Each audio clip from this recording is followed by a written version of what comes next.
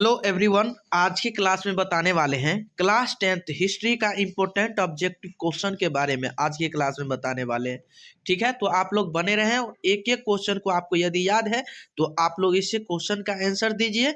ठीक है, और नहीं भी याद है कोई बात नहीं, और आप लोग पेन और कॉपी निकाल लीजिए और इसे नोट कीजिए और इसे याद रख लीजिए। ठीक है, जो भी क्वेश्चन पूछा हुआ क्वेश्चन है वही क्वेश्चन के आज की क्लास में आप लोग को बीच रिवाइज बहुत आसान तरीका से बताएंगे। ठीक है, तो चलिए बताते हैं। सबसे फर्स्ट नंबर क्वेश्चन है आपके लिए कि यानी वियना सम्मेलन कब हुआ था। यानी वियना सम्मेलन जो है ना कब हुआ था जी, बताइएगा। 1815 ईस्वी में, 1818 ईस्वी में, या 1820 ईस्वी में, या 1848 ईस्वी में। तो बताइएगा वियना सम्मेलन आपको जब भी आपको कहे तो आप समझ लीजिएगा 1815 यानी 1815 ईस्वी कहाँ पे है लिखल। यानी एक का ए फॉर एप्पल, एक का ए फॉर एप्पल आपका क्या हो जाएगा, फाइनली आंसर हो जाएगा। समझ गए ना। तो आइए नेक्स्ट नंबर क्वेश्चन देखते हैं। अगला नंबर क्वेश्चन क्या कहते हैं, मार्टिन लूथर यानी मार्टिन लूथर कौन थे। यानी मार्टिन लूथर कौन थे जी, दार्शनिक थे कि राजनीतिज्ञ थे, या धर्म सुधारक, या समाज सुधारक। तो बताइएगा इसका जो समाज सुधारक क्या होगा, समाज सुधारक आपको किस ऑप्शन में नजर आ रहा है जी। तो आपका इसका 2 का डी ऑप्शन यानी डी फॉर डॉग आपका फाइनली आंसर हो जाएगा। डी ऑप्शन क्या हो जाएगा आपका आंसर। आइए देखते हैं अगला नंबर क्वेश्चन। तीसरा नंबर क्वेश्चन क्या कहता है, गैरी यानी गैरी वाल्डी पैसे से क्या था। यानी गैरी वाल्डी जो पैसे से क्या था जी, सिपाही था, या किसान, या जमींदार, या नाविक। तो बताइए इसका फाइनली आंसर जो हो जाएगा क्या हो जाएगा, नाविक। क्या होगा, नाविक हो जाएगा। ठीक है, नाविक। ठीक है, तो आपको किस ऑप्शन में मिल रहा है, 3 का कौन सा ऑप्शन सही हो जाएगा जी, यानी 3 का डी ऑप्शन आपका फाइनली आंसर हो जाएगा, नाविक। ठीक है, आइए देखते हैं अगला नंबर क्वेश्चन क्या कहता है आपके लिए बोर्ड एग्जाम के लिए, यूरोप का मरीज किसे कहा जाता है। यूरोप का मरीज किसे कहा जाता है जी। तो बताइएगा ऑप्शन आप लोगों को भी 4 ऑप्शन में से एक ऑप्शन को आपको चूज करना है। ठीक है, यानी पसंद करना है। रूस को, तुर्की को, जर्मनी को, यूनान को। तो बताइए इसका फाइनली आंसर क्या हो जाएगा, तुर्की को। क्या कहते हैं, तुर्की को ही कहते हैं। समझ गए ना। आइए अगला नंबर क्वेश्चन देखते हैं जी। आपका फाइनली आंसर है, मोस्ट इंपोर्टेंट क्वेश्चन है आपके लिए एग्जाम के लिए। बताइए आपका क्वेश्चन है कि किस युद्ध के बाद जर्मनी का एकीकरण पूरा हुआ। यानी बताइएगा इसका फाइनली आंसर आप लोग कमेंट बताइए, कमेंट करके।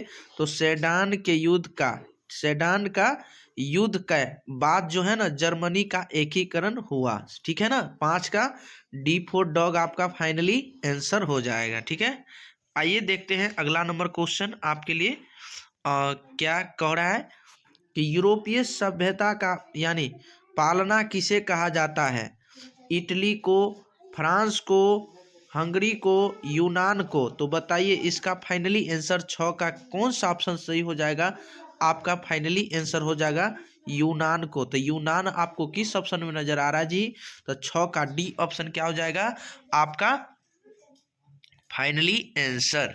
आइए अगला नंबर क्वेश्चन है आपके लिए, मोस्ट इंपोर्टेंट क्वेश्चन है कि इटली एवं जर्मनी वर्तमान में किस महादेश के अंतर्गत आते हैं। उत्तरी अमेरिका, दक्षिणी अमेरिका, यूरोप, पश्चिमी एशिया। तो बताइए इसका यानी इटली एवं जर्मनी जो है वर्तमान में किस महादेश के अंतर्गत आते हैं जी।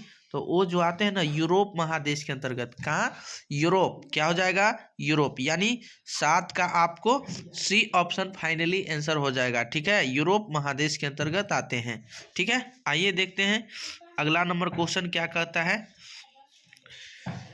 जर्मनी के एकीकरण का प्रमुख वास्तुकार कौन था।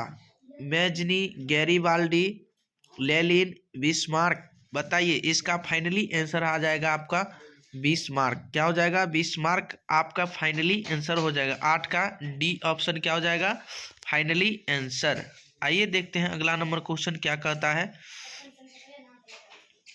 फ्रैंकफर्ट की संधि यानी फ्रैंकफर्ट की संधि क्या होगा जी। 1864 ईस्वी में, 1866 ईस्वी में, 1870 ईस्वी में, 1871 ईस्वी में। तो इसका फाइनली जो आंसर हो जाएगा वो 1871 ईस्वी में ही हो जाएगा। ठीक है, जब भी आपको कह दिया जैसे बक्सर का युद्ध 1764 ईस्वी में, जैसे प्रथम विश्व युद्ध यानी प्रथम विश्व युद्ध 1914 ईस्वी में हुआ है। ठीक है, द्वितीय खत्म कब हो गया? 1918 ईस्वी में। ठीक है, द्वितीय विश्व युद्ध का बात कर लिया जाए तो आपको पता है ना कितने ईस्वी से, आप लोग कमेंट करके बताइए। ठीक है, और कितने सालों तक चला। आइए तो समझ गए फ्रैंकफर्ट की संधि कब हुआ? 1871 ईस्वी में। आइए 10 नंबर क्वेश्चन ध्यान दीजिएगा। 10 नंबर क्वेश्चन क्या कहता है? जर्मनी के एकीकरण के लिए कौन उत्तरदायी था?